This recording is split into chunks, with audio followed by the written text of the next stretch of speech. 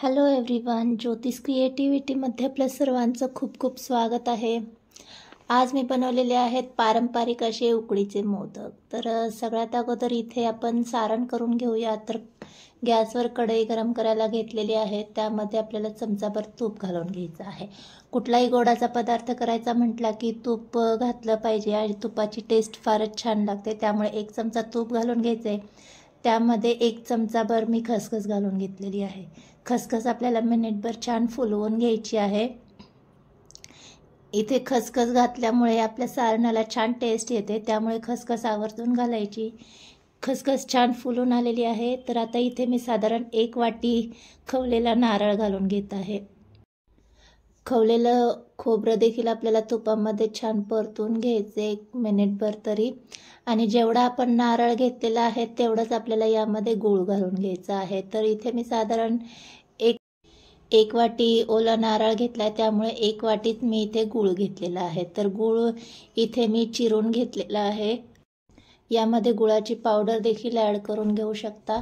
तर गूळ आपल्याला छान मिक्स करून घ्यायचा आहे आणि पूर्णपणे मेल्ट होईपर्यंतच आपल्याला हे सारण मिक्स करून घ्यायचं आहे. तर मीडियम गॅसवर आपल्याला छान मेल्ट करून घ्यायचं आहे. इथे आपलं सारण बऱ्यापैकी छान तयार झालेले आहे. आता यामध्ये आपण पाव चमचा वेलची पावडर घालून घेऊया. गोडाचा पदार्थ असला की त्यामध्ये वेलची पावडर आवर्जून घालायची. छान मिक्स करून घ्यायचं आहे आणि गॅस बंद करून घ्यायचा आहे. गॅस बंद करून झाल्याच्या नंतर यामध्ये गरम असतानाच आपण यामध्ये थोडंसं जायफळ किसून घालायचं आहे. आपण गूळ घातलेला आहे, त्यामुळे जायफळ घातली की त्याचा स्वाद खूपच सुंदर लागतो. त्यामुळे इथे मी थोडंसं जायफळ किसून घालून घेणार आहे. जायफळ ही ऑप्शनल आहे, पण तुमच्याजवळ जर असेल तर नक्की घाला. खूपच सुंदर लागतो आणि त्याचा सुवास देखील खूपच सुंदर येतो. तर छान जायफळ आपल्याला यामध्ये घालून घ्यायची आणि मिक्स करायचं आहे आणि हे आपल्याला साईडला ठेवून द्यायचं आहे. सारण आपलं थंड होते तोपर्यंत आपण हे साईडला ठेवून देऊया.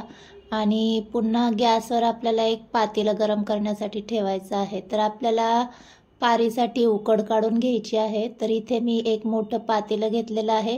त्यामध्ये 1 कप पाणी घालून घेतलेलं आहे. तर याच कपने आपल्याला मेजरमेंट करायचं आहे.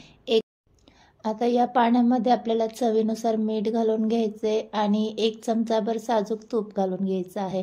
इथे तुपाचा मी वापर केलेला आहे. मी इथे तेल देखील वापरून घेऊ शकता. तर हे सगळं घालून झाल्याच्या नंतर आपल्याला पाणी छान उकळून घ्यायचं आहे. तर पाणी उकळल्याच्या नंतरच यामध्ये आपल्याला पिठी घालून घ्यायची. तर साधारण 5-1 मिनिटाने तुम्ही पाहू शकता पाणी छान गरम झालं आहे.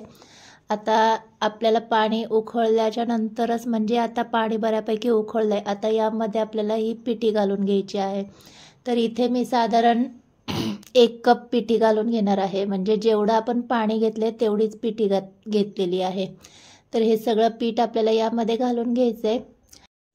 पीठ घालून झाल्याच्या नंतर लगेच आपल्याला चमच्याने हे छान मिक्स करून घ्यायचं आहे. लगेच याच्या गाठी होतात, त्यामुळे आपल्याला लगेच हे मीडियम गॅसवर सतत मिक्स करून घ्यायचं आहे. तर अशा पद्धतीने हे मिक्स केल्याच्या नंतर पीठ तयार झालेलं आहे. आता अशा पद्धतीने आपलं जेव्हा पीठ तयार होतं, आता आपण याला झाकण लावून साधारण 15 ते 20 मिनटं मीडियम गॅसवर आपल्याला याची उकड काढून घ्यायची आहे. तर झाकण लावूनच ठेवायचं, तेव्हाच आपलं पीठ तयार छान होतं. आणि पिठावरच आपले मोदक डिपेंड असतात, त्यामुळे उकड ही खूपच महत्त्वाची आहे. तर इथे पाहू शकता छानपैकी आपलं पीठ उकडलेलं आहे. आता हे आपण एका परातीमध्ये काढून घेऊया आणि थोडंसं नॉर्मल करून घ्यायचं आहे आपल्याला. जेव्हा पिठाची उकड छान होते तेव्हाच आपले मोदक हे परफेक्ट बनतात, त्यामुळे उकड खूपच महत्त्वाची आहे. तर इथे आपलं पीठ आपण परातीमध्ये काढून घेऊयात आणि आपण थोडंफार नॉर्मल झालं की एक पेला मी घेणार आहे. तर पेल्याने याच्या ज्या गाठी आहेत त्या अशा पद्धतीने मी फोडून घेणार आहे. तर पेल्याला मी थोडंफार तूप लावून घेतलेलं आहे, म्हणजे ते पीठ चिटकणार नाही पेल्याला. तर अशा पद्धतीने आपल्याला छान प्रेस करून त्याच्या गाठी या पूर्णपणे फोडून घ्यायच्या आहेत. तर या पूर्णपणे पेल्याने फोडून झाल्याच्या नंतर जेव्हा पीठ थोडंफार नॉर्मल होईल तेव्हा हाताने आपल्याला छान हे मळून घ्यायचं आहे. अगदी सॉफ्ट अशा पद्धतीने मळून घ्यायचं आहे. तर इथे मी बऱ्यापैकी सॉफ्ट पीठ केलेलं आहे. आता आपल्याला याच्या पाऱ्या करून घ्यायच्या आहेत. तर साधारण आपल्याला कितपत मोदक करायचे आहेत मोठे छोटे त्या अंदाजानुसार आपल्याला याचे बॉल्स करून घ्यायचे. तर थोडंसं हाताला मी तूप लावून घेतलेलं आहे आणि याचे छोटे छोटे बॉल्स करून घ्यायचे. थोडेफार मी हातावर देखील मळून घेणार आहे. हातावर देखील मळताना हाताला थोडंसं तूप लावून घेतलेलं आहे, म्हणजे पीठ जे आहे ते हाताला चिटकणार नाही याच्यासाठी. तर छान पद्धतीने असं आपण हातावर मळून घेऊयात आणि याची आपल्याला पारी करून घ्यायची आहे. तर इथे तुम्ही तुपाचा हात लावून देखील पारी करून घेऊ शकता, पण तुपाच्या हात लावून मला पारी काही तेवढी फारशी नीट करता येत नव्हती, त्यामुळे मी अधूनमधून पिठीचा देखील वापर करून घेत होते. तर ही तांदळाचीच पिठी मी इथे घेतलेली होती, तर त्या पिठीने देखील आपण पारी करून घेऊ शकतो. जमेल तितकी आपल्याला ही पातळ करून घ्यायची आहे, कारण पातळ पारी असेल तेव्हाच आपले मोदक छान होतात. त्यामुळे अशा पद्धतीने मी प्रेस करतच याची पारी करून घेतलेली आहे. तुम्ही पाहू शकता आपण ज्या पद्धतीने पुरणपोळीसाठी पारी करतो त्याच पद्धतीने आपल्याला ही पातळ अशी पारी इथे मी करून घेतलेली आहे. तर अशा पद्धतीची आपली पारी तयार झाल्याच्या नंतर यामध्ये इथे मी सारण स्टफ करून घेते. बऱ्यापैकी सारण आपलं थंड झालेलं आहे आणि बोटांच्या साहाय्याने प्रेस करून आपल्याला इथे कळ्या पाडून घ्यायच्या आहेत. तर तुम्हाला जमेल तितक्या जवळजवळ इथे तुम्ही कळ्या पाडून घेऊ शकता. तर अशा पद्धतीने मी इथे कळ्या पाडून घेत आहे. तर या काही मला तेवढ्या फारशा नीटशा जमत नव्हत्या, जमेल तशा मी इथे कळ्या पाडून आपल्याला आहेत.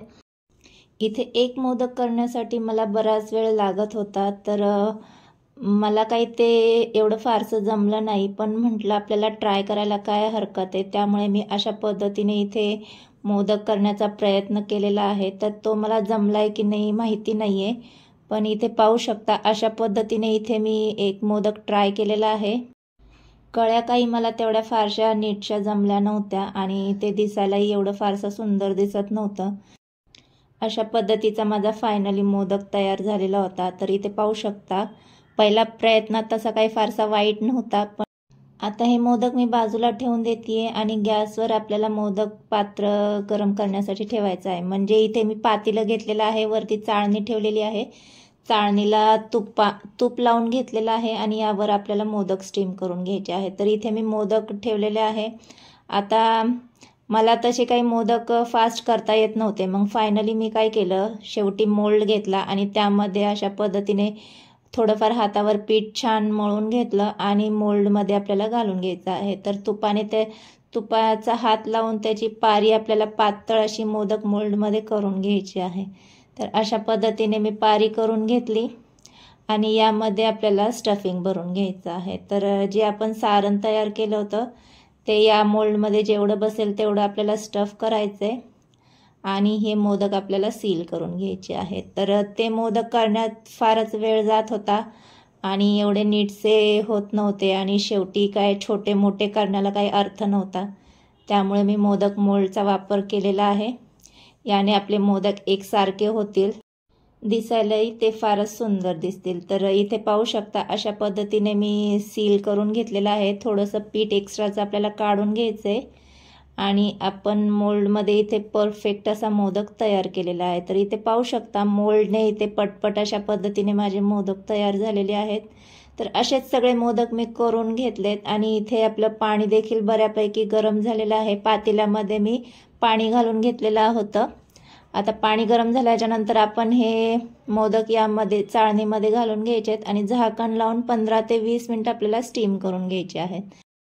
तुम्हाला जर यावर केसर वगैरे आवडत असतील तर तुम्ही इथे स्टीम करते वेळी यावर केसर देखील लावून घेऊ शकता. तर छान इथे 20 मिनिटानंतर आपले मोदक स्टीम झालेले आहेत. इथे मी सर्व करून दाखवलेले आहेत. तर तुम्हाला ही आजची झटपट मोदकची रेसिपी कशी वाटली? व्हिडिओ आवडला असेल तर व्हिडिओला लाईक आणि चॅनलला सबस्क्राईब करायला विसरू नका.